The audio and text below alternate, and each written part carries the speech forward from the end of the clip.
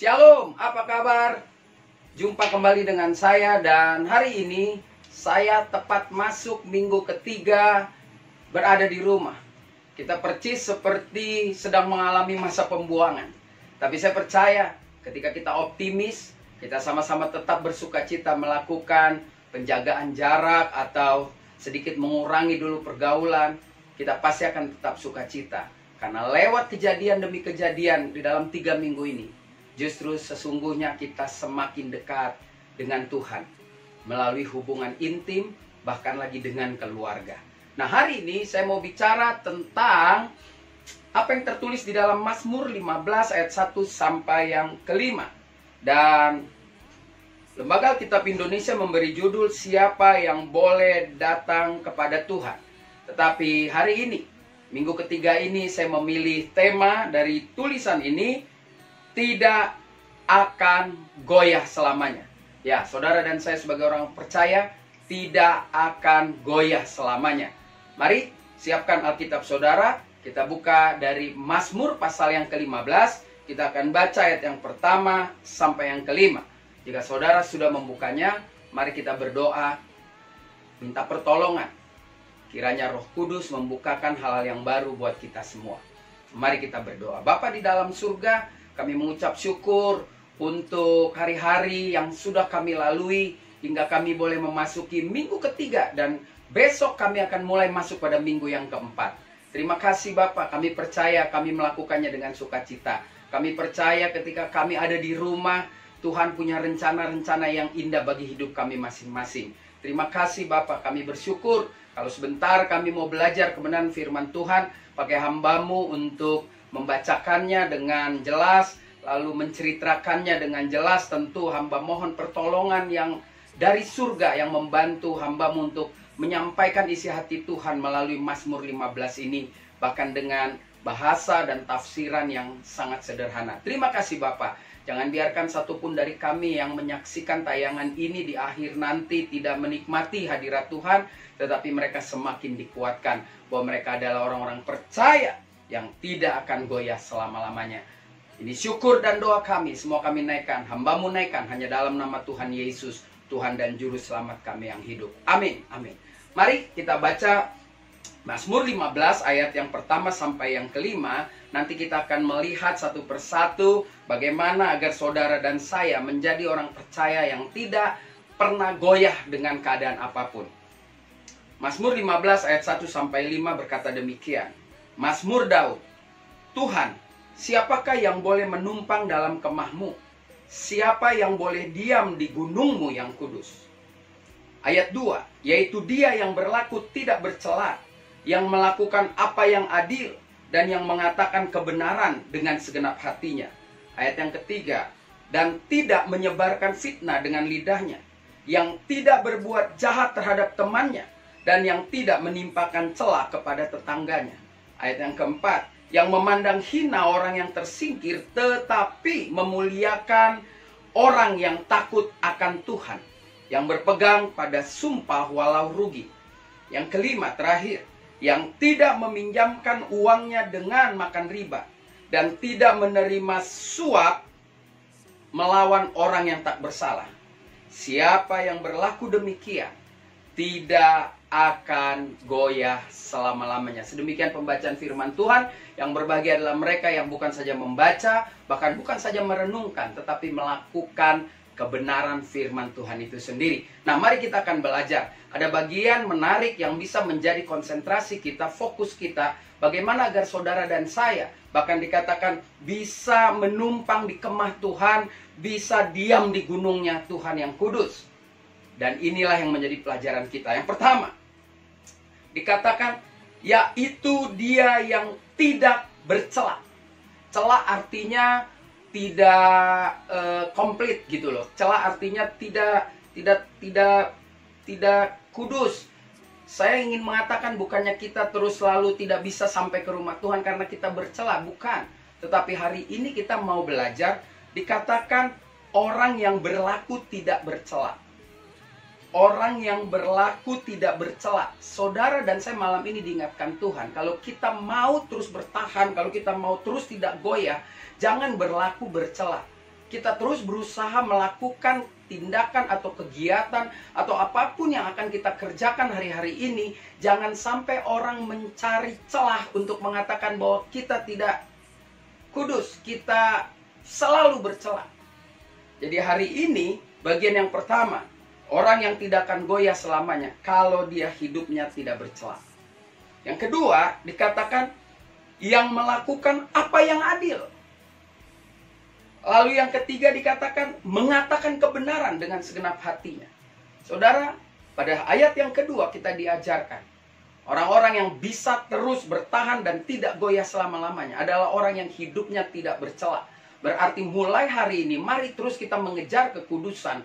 Mari terus kita berdoa, kita bertarung dalam hidup ini. Kita mengatakan, Tuhan, aku mau melakukan yang menyenangkan Engkau, sehingga ketika kita tulus melakukan itu, maka kita akan terlihat dari cara hidup kita. Yang kedua dikatakan melakukan apa yang adil. Untuk tidak bercela, mari kita mulai hidup adil, tidak berat sebelah. Kita hanya fokus pada kebenaran. Oleh karena itu tidak terlepas tiga hal ini. Tidak hidup bercela, melakukan apa yang adil, dan mengatakan kebenaran. Jadi ketika kita mau menghapus celah yang ada dalam hidup kita, mulailah hidup adil dan mulai berani mengatakan kebenaran. Dan saya sering sekali memakai ini. Orang yang berani mengatakan kebenaran adalah orang yang merdeka. Dan Tuhan Yesus katakan sendiri dalam Yohanes pasal ke-8, jika kebenaran itu tinggal dalam hidup saudara, maka kebenaran itulah yang akan memerdekakan kita. Lalu selanjutnya, yang keempat dikatakan di ayat yang ketiga, yang tidak menyebar fitnah dengan lidahnya. Fitnah tentu saudara tahu. Fitnah itu berarti kita mengatakan yang tidak sesungguhnya dan kita tega mengatakan itu untuk menghancurkan orang. Orang-orang yang masih hidup dengan fitnah, orang-orang yang masih hidup dengan hoaks, saya ingin katakan dia mudah goyah. Saya pernah mengatakan dalam beberapa minggu yang lalu, orang yang punya ide di kepalanya, lalu mulai menuliskan segala sesuatunya, dan itu adalah fitnah atau itu hoaks dan dia menyebarkan. Saya pastikan dia tidak percaya dengan Tuhan. Karena orang yang percaya dengan Tuhan, pasti nuraninya tidak mungkin melakukan itu. Pasti ketika dia ingin melakukan hal yang bercela, ketika dia mau memfitnah, nuraninya akan berkata, jangan kau lakukan itu. Jadi yang keempat, jangan menyebar fitnah. Lalu berikutnya yang kelima, di ayat ketiga dikatakan tidak berbuat jahat terhadap temannya. Jangan buat jahat, saudara. Hari-hari seperti ini mari kita lakukan yang benar sehingga menghasilkan buah yang baik. Orang yang mau ada di kemah Tuhan, orang yang mau naik ke gunungnya Tuhan, dikatakan tadi tidak bercela, melakukan yang adil, mengatakan kebenaran, dia tidak hidup dalam fitnah, tidak berbuat jahat kepada temannya. Dan lagi dikatakan yang keenam, tidak menimpakan celah kepada tetangganya. Saudaraku, ketika kita dikatakan hidup kita jangan buat celah, lalu kita bahkan membuat celah kepada orang lain, kepada tetangga kita, kita terlalu jahat. Oleh karena itu saya percaya sebagai orang percaya, sebagai orang yang mempercayai Yesus Kristus itu adalah Tuhan dan Juru Selamat dalam hidupnya, please mari kita lakukan. Ada 6 hal yang kita bisa pelajari dari ayat 2 dan 3. Yang pertama dikatakan tidak bercela, lalu melakukan yang adil, mengatakan kebenaran apapun situasinya, lalu tidak menyebar fitnah, tidak berbuat jahat terhadap temannya, lebih lagi tidak menimpakan celah kepada tetangganya.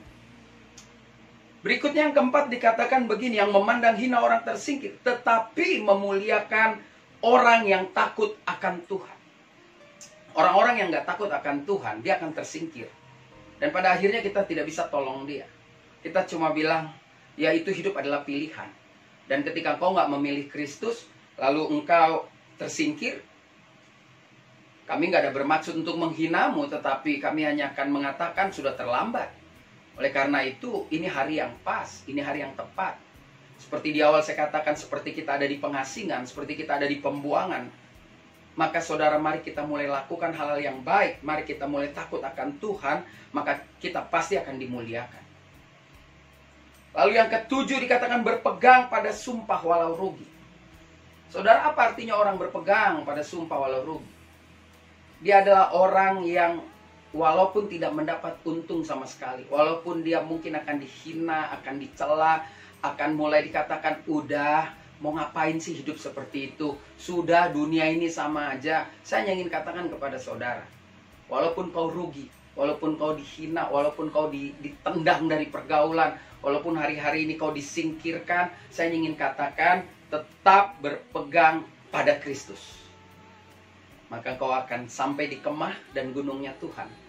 Dan pada akhirnya, engkau bisa tidak goyah dengan segala macam tantangan. Berikutnya ayat yang kelima dikatakan, tidak meminjamkan uangnya dengan makan riba. Aduh, saudara, hari ini Tuhan bilang stop jadi tengkulak. Stop jadi rentenir. Kalau engkau mau bertahan pada situasi seperti ini, jangan ambil untung pada penderitaan orang. Kita semua sedang menderita. Setidak-tidaknya kalau kita tidak menderita secara batin, secara fisik kita di penjara. Tetapi ketika kita sungguh-sungguh sama Tuhan, kita sedang ada di dalam penjara yang membuat kita lebih dekat lagi kepada Tuhan. Karena hari-hari ini orang sekarang rajin mendengar firman Tuhan lewat streaming, senang buka YouTube, mendengar lagu rohani. Itulah penjara yang Tuhan lakukan kepada kita. Sehingga ketika kita bebas dari penjara nanti, kita semakin akrab, semakin dekat, semakin rapat, semakin terikat dengan Tuhan kita.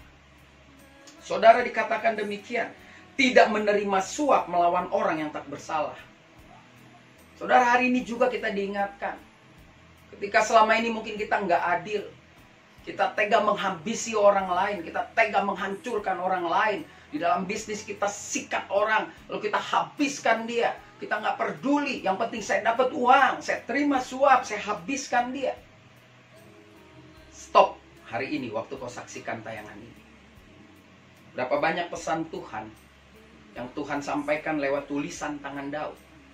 Saya percaya Daud menulis ini juga adalah hasil dari pengalaman-pengalamannya yang indah bersama dengan Tuhan di dalam perjalanan hidupnya.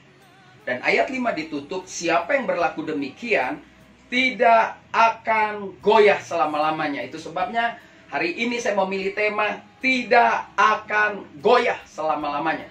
Orang-orang Kristen, orang-orang yang sudah menjadikan Yesus Kristus sebagai Tuhan dan Juru Selamatnya, hari ini tidak akan pernah goyah. Sampai saat engkau menyaksikan tayangan ini, kau nggak akan pernah goyah. Meskipun virus belum berakhir, virus belum pergi dari Indonesia ini, saudara dan saya tetap berharap kepada Kristus. Saudara dan saya tetap berharap akan ada di kemah Tuhan dan gunungnya Tuhan. Saudara dan saya tidak akan pernah goyah, karena kita punya Tuhan penjaga kita yang tidak pernah terlelap. Itulah sebabnya mari saya ulang. Orang-orang yang tidak goyah, yang pertama, dia tidak berlaku celah dalam hidupnya. Yang kedua, orang-orang yang tidak akan goyah dikatakan dia melakukan apa yang adil. Yang ketiga, dikatakan mengatakan kebenaran dengan segenap hati. Yang keempat, dikatakan tidak menyebar fitnah. Mari please, stop. Jangan buat gosip, jangan teruskan hoax. Saudara, fokuslah dengan Tuhan. Saudara menceritakan hal-hal yang baik tentang Tuhan. Dulu ada lagu yang saya suka menyanyikan ketika kecil. Ku suka menuturkan cerita mulia, cerita Tuhan Yesus dan cinta kasih-Nya. Saudara, mari kita ceritakan tentang Tuhan Yesus kepada dunia yang sedang ketakutan ini. Kita ceritakan cinta kasih-Nya. Jangan ceritakan fitnah. Jangan ikut dengan para pencemooh. Lalu dikatakan tidak berbuat jahat. Tidak menimpakan celah kepada tetangganya. Bayangkan, sudah 6 prinsip dalam perjalanan kekristenan kita. Tidak bercela, melakukan apa yang adil, mengatakan kebenaran dengan segenap hati, tidak menyebar fitnah, tidak berbuat jahat kepada temannya, tidak menyebarkan atau tidak menimpakan celah kepada tetangga. Yang ketujuh dikatakan berpegang pada sumpah walau rugi. Yuk, mari saudara, setia sama Tuhan. Mungkin sekarang kau mengalami kerugian, mungkin sekarang kau mengalami tekanan. Terus berpegang pada Kristus. Setia seperti Kristus yang walaupun dalam rupa Tuhan, rupa Bapa, tidak menganggap dirinya setara untuk dipertahankan. Melainkan setia taat sampai mati di kayu salib. Nah, saudara, berikutnya dikatakan tidak meminjamkan uangnya dengan makan riba. Saya tak perlu menjelaskan ini semua ketika firman Tuhan mengatakan tidak meminjamkan uangnya dengan makan riba. Stop. Stop untuk memeras orang. Saudaraku, Tuhan bilang kalau kau bisa memberi, jangan kau minta kembali. Ini saatnya penampian buat semua orang percaya. Penampian buat semua orang Kristen. Ini saatnya kita harus melakukan yang baik. Karena ada orang yang lebih susah dari kita. Kita harus lakukan kepada orang itu. Jangan pernah terus melihat ke atas. Lihat di bawah banyak orang yang hari-hari ini sedang khawatir. Mari saudara dan saya datang menjadi kekuatan bagi banyak orang. Menebarkan harapan. Dan yang terakhir dikatakan tidak menerima suap melawan orang yang tak bersalah. Saya percaya ketika masa ini berlalu, virus ini berlalu dari Indonesia, secara khusus orang-orang percaya, engkau akan mengalami level tingkatan rohani semakin tinggi. Karena minggu-minggu ini kita habiskan terus dengan berdoa, membaca firman Tuhan. Kadang kita live bersama teman-teman di handphone, berdoa bersama-sama. Dan saya percaya ketika kita konsisten melakukan ini, maka ketika virus itu berlalu, pertahankan konsistensi kita dengan Tuhan. Sehingga kita bisa menghasilkan buah yang nyata di negara kita ini, di Indonesia. Terima kasih saudara. Katakan siapa yang berlaku demikian tidak akan goyah selama-lamanya. Hari ini kita belajar apa yang ditulis oleh Daud di dalam Mazmur 15 ayat 1-5. Dia mengajarkan kepada kita bahwa kita adalah orang percaya. Orang yang tidak akan pernah goyah selama-lamanya. Meskipun begitu banyak badai yang terus menerpa hidup kita. Percayalah, saudara dan saya, akan ada di kemah Tuhan, akan ada di gunungnya Tuhan, ketika kita lakukan bagian-bagian yang akan saya ulangi. Yang pertama, jangan berlaku bercela. Itu tandanya jangan bercela, tidak bercela dalam hidup. Yang kedua, lakukan apa yang adil dan katakan kebenaran dari hatimu yang paling dalam.